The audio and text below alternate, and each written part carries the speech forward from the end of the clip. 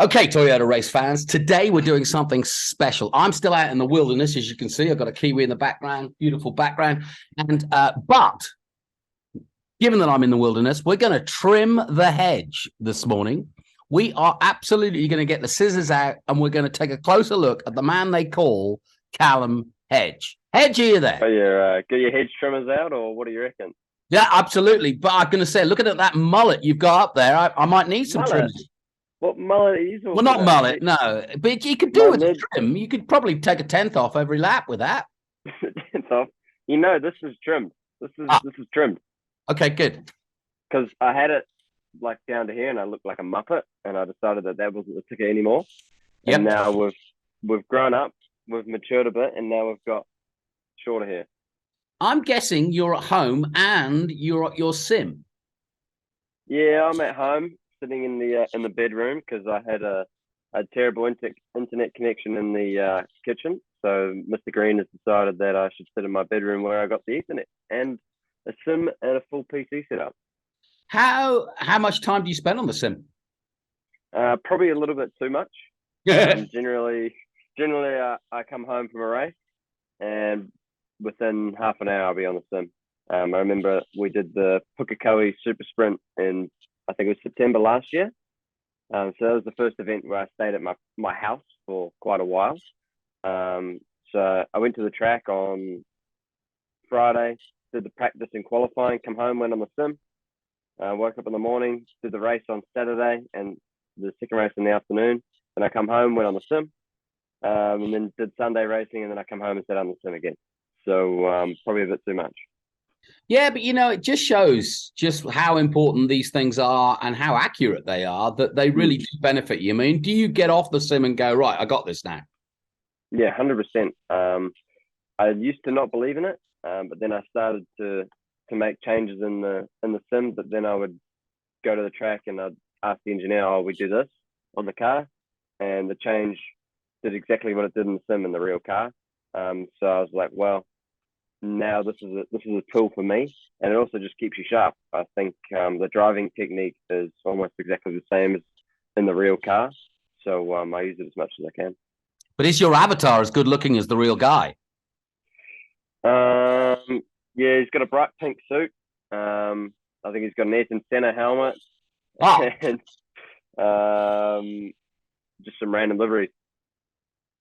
well, listen, let's get down to the serious subject of the Castrol Toyota Formula Regional Oceania Series. Great start. You got out of the Mm-hmm. out of the blocks really, really well at Highlands. As expected, or were you surprised? Um, I definitely expected to be competitive, but I definitely didn't expect to be as competitive as we were. We rolled out the gate in the first practice, and from lap one, I felt comfortable in the car.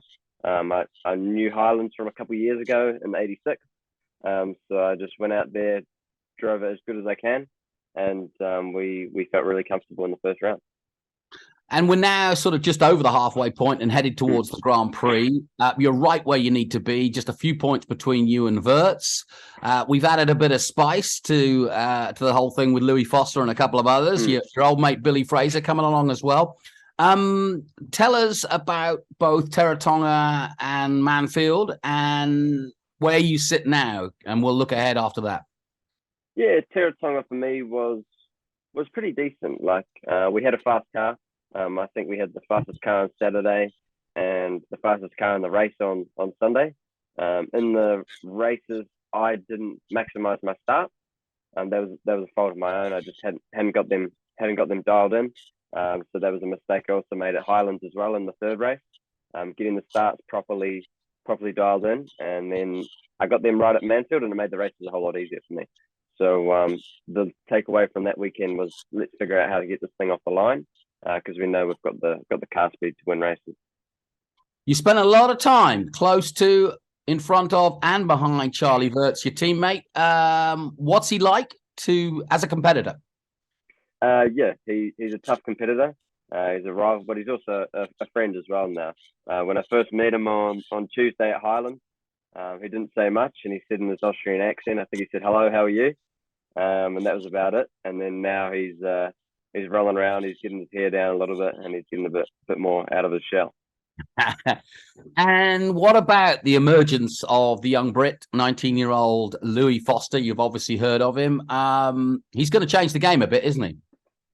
Yeah, for sure. He's obviously quick. He's got a lot of experience. He's done a lot more single seater racing than Charlie and myself. I've done a lot of racing not in a single seater, and Charlie's pretty new to it, coming from an F4 car.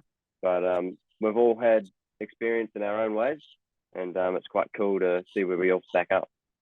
I mean, I don't see him, given that he's on the back foot in terms of points, necessarily challenging you or Charlie, but he can take away points from both of you. Is that how you see it?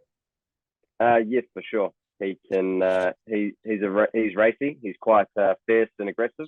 So it's one of those ones where sometimes you have to take a little bit of caution because you're not actually racing him. He's not in the real fight. So it's a matter of keeping it on the island. And if he's getting a bit too aggressive, you just got to consolidate the points without getting taken out. So it's a fine line. The one race that I'll probably give him all is definitely the Grand Prix, though. Yeah, no kidding. Well, that is next. But I just wanted to ask you, generally speaking, I mean, you've been racing, Porsches, and I guess you were kind of turning away from single seaters, but this has kept your options open. But if you keep this up and you can beat Charlie, you've got 18 super license points. Are we starting to recalibrate here? Yeah, for sure. It could be an interesting pathway to go down.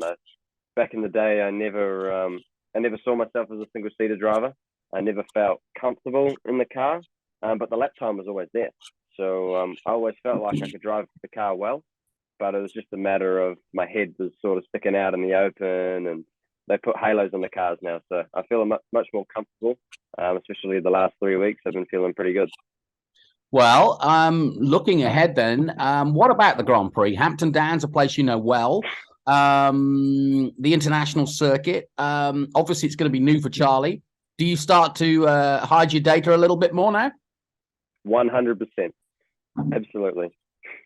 I'll make that no secret. Hampton Downs, I'm pretty confident if we rolled out in quali for practice one, you turn practice one into quali, I'm pretty sure I could be on it by lap one. I've done a ridiculous amount of laps at Hampton, so it's one of those tracks where I'm going to have to hide all my secrets.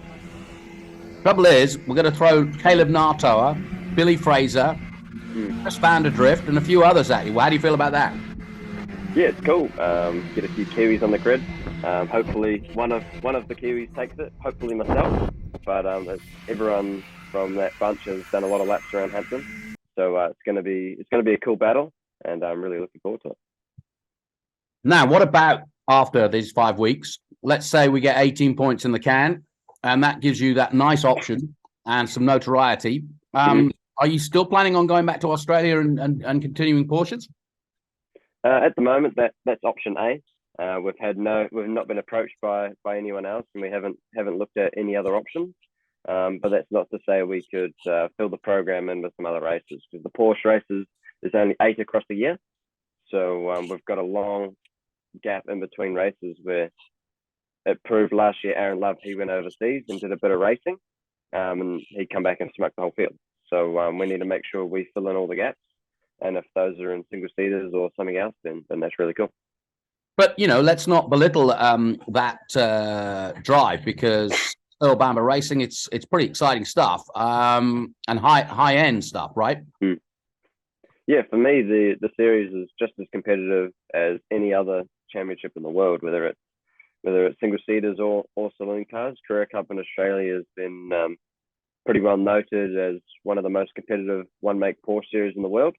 So if we go over there, we're full attack, and we're making sure we try and bring home that trophy as well. Okay, well, 2 more rounds to go, including the Grand Prix, and 6 therefore races, finishing off at Taupo. How do you go at Taupo? We know what you can do at Hampton. Yeah, Taupo, that was where I sort of cut a lot of my earlier teeth. When I was racing the SsangYongs, their head office was actually in Taupo. So I'd do a lot of laps at Taupo in the SsangYong, and then obviously in the Formula Ford we raced there as well. We went really well there. and I've driven an 86 there a couple of times, but and I've also driven the FT60 there. So I know the track very well, know the place very well, and we know the car now. So it's going to be another one of those tracks where I have a bit of an advantage. And I mean, generally speaking, you look to be having a lot of fun in this TRS series. What's, I think, impressed all the journalists and people watching in is that, you know, you are as exactly as you were in 86s, which was fun to be with, having a fun with everybody around you and your competitors as well. I mean, your ability on the grid in front of live TV cameras to start touting the sponsors was pretty impressive at Taronga, just moments before the start. But that's you, right? Yeah, well, that's who I am. I'm a bit of a muppet, bit of a Gumby, pretty loose and laid back. So I like to just be myself. If you try to be someone else, then it never works. So I just say exactly what comes off the brain, and sometimes I have a bit, but not enough of a filter. Well, you've certainly taken this Crocs thing to a high level in terms of making it mentioned. When did this all happen? When did this come about, and why? So the story with Crocs is my mum asked me for what I want for Christmas, and it's not like I really wanted everything I've got. I've got enough things. I got my sim, got my road car, got my computer and desk set up. So that's all I really need. And then I just decided, Mum, I need Crocs. That's what I want. And then I got the Crocs. That was my Christmas present. And then basically my feet haven't come out of the Crocs since then. Well, that's pretty impressive. And maybe for those who don't, the uninitiated that don't know Crocs, I grew up. My sister grew up next to the factory in Colorado, so I know all about them. Mm-hmm. But they also have a unique soul destroying part of the Crocs where you can add things to the Crocs. Explain that. Yeah, well, you can get the things in New Zealand, we call them gibbets. So you just sort of add little plugs into the holes of the Crocs, and you can put whatever you want. Basically, there's a gibbet for everyone, and you can customize your shoe. You can make it look as good or average as you want. So, could you get maybe a car in the future with potential gibbet holes where you put sponsors? Yeah, well, if Crocs ever decides that I'm the man, which I am the man for Crocs, simple as that. I'm the person they need. If they wanted to wrap a whole car as a Croc, then we could add little gibbets for a couple of sponsors. I think that would be a pretty good laugh for a car. I think you're onto something. How about I give you a little example? Here we go. Here's me Croc, tried and tested. She was a bit dirty. I wore them on the farm yesterday, but we're good to go. What are your gibbets then? Well, I got a high score, bit of cash money, gaming controller, and then the Minecraft diamond sword on that one. And then we don't need to look at the other one that's not fit for TV. Okay, fair enough. We don't want to do that. Well, and it's catching on. I noticed that Quinn and a few others are starting to sport them. Yeah, well, I decided that on, what day did I roll up at Highland? Tuesday, Highland, first day on the block, wore the Crocs. Then I asked Quinn Jr., where's your Crocs? And then he turns up in Crocs on Friday. And then it's been a growing cult, We got David Morales. We've got Charlie Verts. We've got David's manager in the Crocs. We've got Daniel Gaunt. We've got everyone in the Crocs. Love it. Well, long may it continue, and best of luck. It's always good to have a nicer side because you guys are all young, and it's great to see racing drivers being themselves for a change. It's a very corporate world, and business is motor racing. So hang on to it as long as you can. But on a serious side, you are in a very, very interesting time in your racing career and life right now. You are, you've said it yourself. You're a simple guy. You like simple things, but you've got a great opportunity to follow in the footsteps of an Earl Bamber, of many others, and that have gone before you from TRS, and you know that. What is your ultimate goal with all of this? For me, it was more so just to be able to make it as a professional. I want to be able to make it as a professional so that I can give back to my family. They've made a lot of sacrifices for me to do what I do. So the ultimate dream is to ultimately repay them.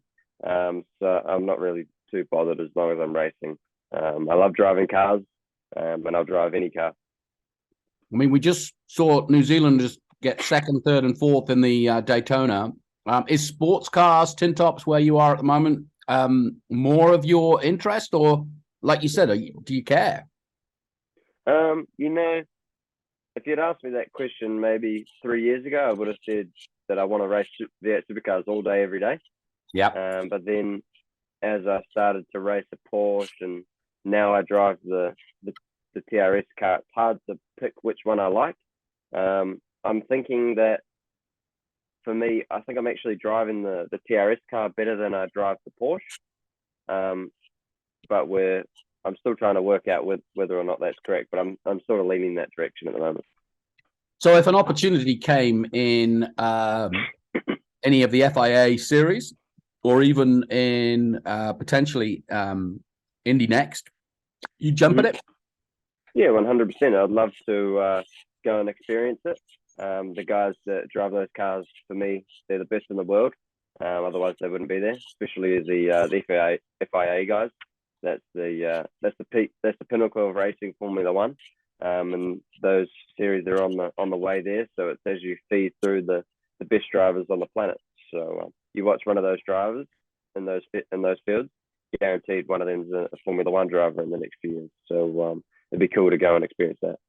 But do you worry that if you went the Indy path, you'd run into another Kiwi who also has a shoe thing and he gives it full jandal? So would it be full jandal versus full crop? Scott McLaughlin, he had his jandals thing back in the day. I've still got my jandals. My jandals are pretty cool. I've got ones that have a bit of turf on them, some grass turf. So I'll wear those at one day to the Grand Prix. But Crocs is the new way forward. It's where it's at, and it's what everyone needs. Well, listen, we told everybody we're going to trim the hedge. Let's talk a little personal stuff. How did you get into this crazy business? I mean, is your family into racing? I mean, how did you get the bug? Well, for me, my family has zero racing background at all. So I'm a first generation racer. The parents obviously they watched a bit of car racing on the TV every now and then, but no involvement at all. And then some family friends of ours, the Warren family, they just gave me a bit of a dip in the go-kart at Mount Wellington, which is the go-kart track in Mount Wellington, obviously closed now, but that's where a lot of the successful New Zealand racing drivers sort of started. So it's quite cool to say that I started there. And then at the time I was playing Ripper Rugby. I was terrible at Ripper Rugby, like absolutely useless. And when I say useless, it was an embarrassment. So the old man gave me the choice of the go-kart or the rugby. And I was rubbish at the go-kart and I was rubbish at rugby. But I liked the go-kart more, so I chose the go-kart. Well, it's seemingly working out pretty good for you. Well done. What can we say? Good for you. No, I got I was terribly slow. You could walk around at the same speed as my kart. And then the best piece of advice I got given was by a gentleman called Phil Green. And he told me to go full throttle in between all the corners and not touch the brake until the corner. I'll never forget that. Good advice. So, that was the first piece of advice I ever got. And that's when I started going faster and faster and getting a bit of a passion for the sport. And who's backing you now? Who is helping contribute to the Callum Hedge adventure? Well, at the moment, obviously my parents have been my biggest supporter so far. Without them, I would be nowhere. But the Giltrap family, they've been a huge help for me in the last year. Steve Horn, he's a man that everyone knows. He needs no introduction. So he's been in my corner helping me out. And now more recently, Tony Quinn, his team, So that includes Josie, Greg Murphy, Daniel Gaunt, and John Gordon as well. So it's pretty cool to have some pretty big names in my corner and supporting me. And I look forward to working with them and trying to grow what they're doing with the foundation. And also they're helping me out with my racing and a bit of budget. And on a serious note, what would that mean to you and the people behind you if you could lift that trophy at the end of Taupo? Well, yeah, for me that would be the dream. I drive a single seater maybe once a year, and all these other guys on the grid they drive a single seater. That's all they drive. So to jump in the car, be competitive from the outset, fall back a little bit in the middle of the season through a couple of mistakes, and then come back would be the dream for me. Well, listen, Callum, you're both a joy to be with, to watch on track and be with off track. So keep it up. Thank you for joining us this morning. We will see you at the Grand Prix. Looking forward to it. Before we go, obviously, I'm sure a few youngsters out there might be wanting to get on the Callum Hedge train. Get behind you. Tell us about your social. Tell us where to find you and what to look for. Yeah, well, social media, I'm useless at it, to be honest. Last year I had a lady running my page because I was hopeless. But then at the moment she's overseas and not able to run it. So at the moment it's me. You can find me on Instagram at Callum Hedge. Generally, if you message me on there, I should reply eventually. So if anyone wants to contact me, message me on there. I try my best to respond to as many people as I can. And yeah, you can find me on there. And at the Grand Prix, make sure you come say g'day, and you'll hear me rolling into the track in my very loud Toyota Corolla. Now let's talk about that. What is so special about this car you're driving to the Grand Prix? It's loud. It's an absolute piece of rubbish. $1,000, 1994 Toyota Corolla. Paddock car, gets driven around in the paddock. It still has the registration and a WAF somehow. I don't know if it would pass a WAF, but it has got the WAF. So I was just driving around the paddock, and then all of a sudden I started it up, and it was loud as.